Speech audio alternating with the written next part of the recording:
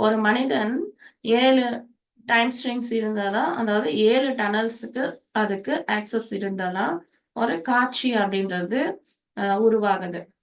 So அந்த காட்சி அப்படின்னு உருவானதுமே, அது வந்து தான், ஆன்மா அப்படின்றது மறந்துடுது. தான் அந்த கேரக்டர் அப்படின்னு நெனச்சுக்குது.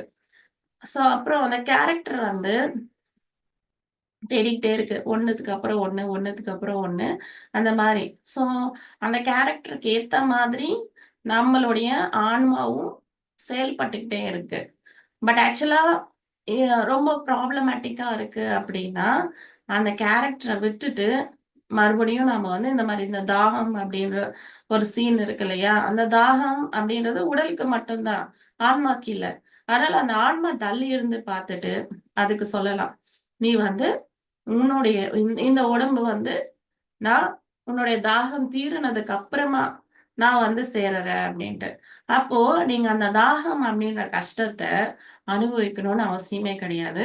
அந்த ஒரு பர்ட்டிகுலர் சீன்ஸ நீங்க ஸ்கிப் பண்ணி மறுபடியும் நல்லா இருக்கிற டைம்ல நீங்க என்டர் ஆகலாம். அதே பாடில என்டர் ஆகலாம். நீங்க அதே டைம் டனல்ல தான் இருப்பீங்க.